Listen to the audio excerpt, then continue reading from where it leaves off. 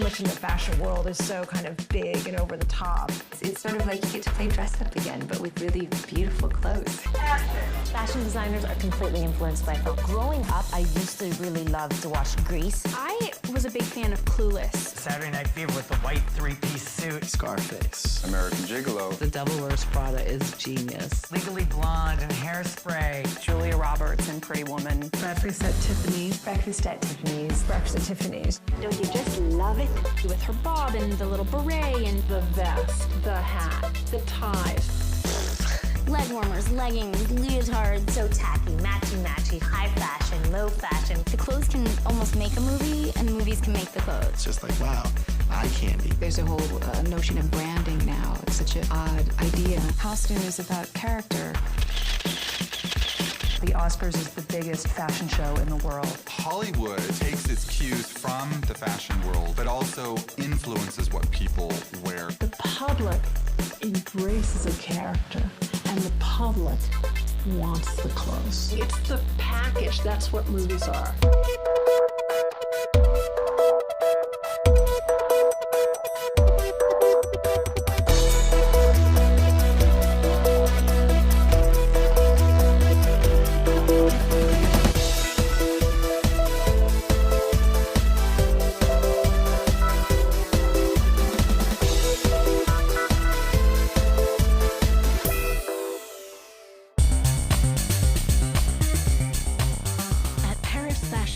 One designer's collection is among the most anticipated arrivals of every season. Known as the bad boy of French fashion, Jean-Paul Gaultier has revolutionized the industry. He changed the look of models on the catwalk. He put men in skirts. And he's responsible for one of the most famous bras in pop culture history. For his spring 2008 collection, Gaultier teamed up with renegades from another dimension to launch a new fashion rebellion. Weigh anchor, all hands, prepare to make sail. Pirates of the Caribbean had already proven to be a certified crowd pleaser. Starring Johnny Depp, the three-film franchise amassed over $1 billion worldwide. In the wake of the latest summer blockbuster, Gaultier pillaged the pirate look for his ready-to-wear collection. What is piratage?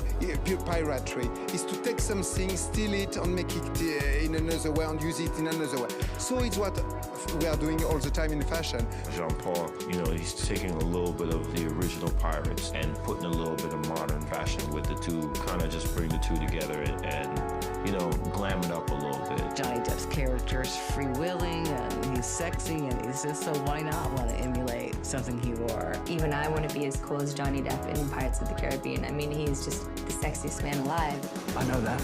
Pirates of the Caribbean, you saw the skulls and the bones in the next year and a half at least, and people are still wearing them. You see all the jewelry and the accessories. Then you also had Alexander McQueen putting it on the scarves, and Sienna Miller was wearing it. So Pirates of the Caribbean, which I definitely think had an influence on it, brought it more mainstream and made it fun. And you would think it would feel a little Disney, but it didn't. It was the way that people kind of interpreted that movie into their collections that made it modern and different.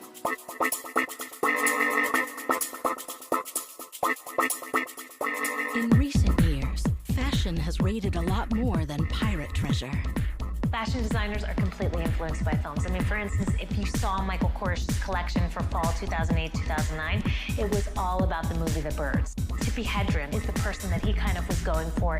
It changes all the time, but I think designers look to film to go forward and modernize.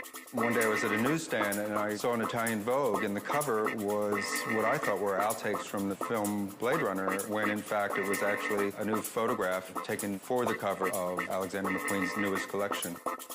I feel a lot of the clothes from Dreamgirls are out this year. The long maxi dresses and the very colorful prints, which I used a lot. And it was very exciting to see a lot of the styles I used from the 70s are now on the fashion pages. Fashion and film share a rich history of mutual inspiration. Both are about shaping and creating identities, with cinema playing a leading role in the ever-evolving cyclical traditions of style.